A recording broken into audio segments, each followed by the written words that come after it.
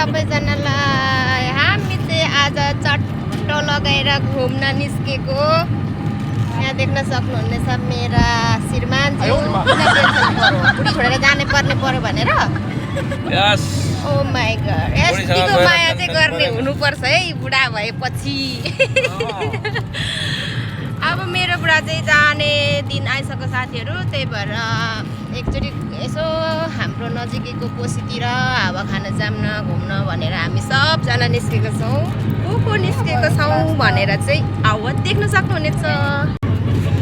यहाँ मेरो भान्जी हेलो गर हाई यता के हो अब आँखा त कस्तो हेरेको अब आँखा त कस्तो हेरेको क्वीन मास्टर नि देख्न सक्नुहुनेछ अर्को चाहिँ यता के हो साइमन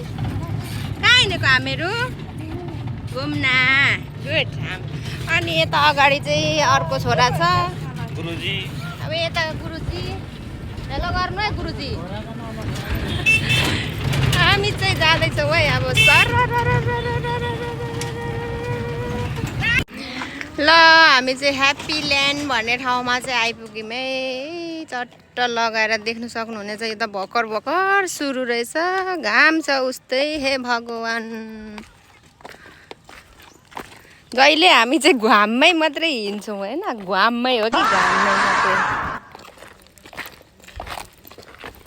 टिकट काट्नुपर्छ होला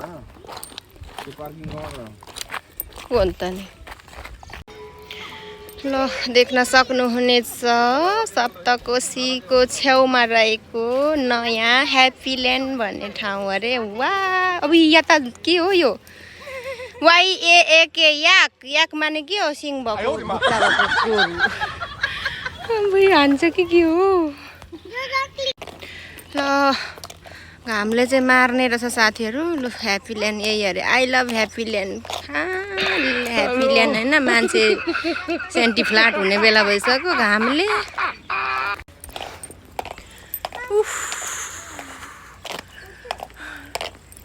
जहिले हामीहरू चाहिँ घाममै मात्रै घुम्नु आउनुपर्छ जुर छ के भएको होला यो हामी पनि जाने घाम हुँदैन तिमीहरूलाई ल हेर हेर्नु न गाइज लो लो लो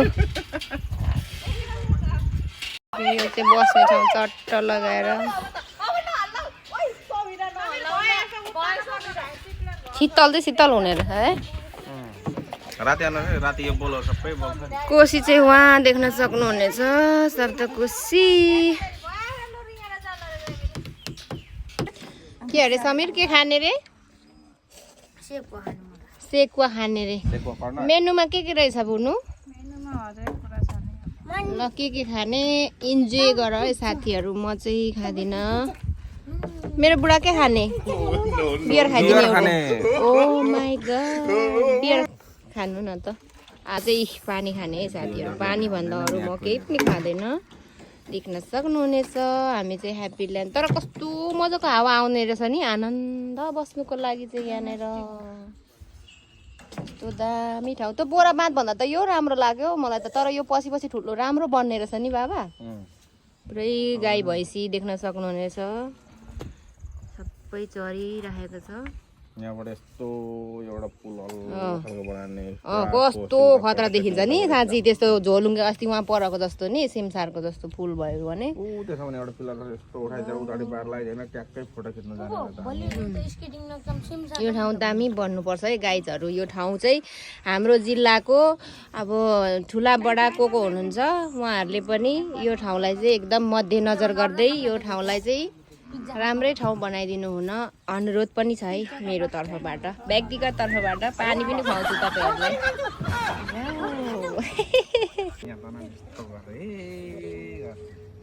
दुई हातले तान न यस्तो यहाँसम्म एउटा हातले त्यहाँ नलगाउ पाँच छ एउटा हातले यहाँसम्म यसले यहाँसम्म बेबी लुक एट मी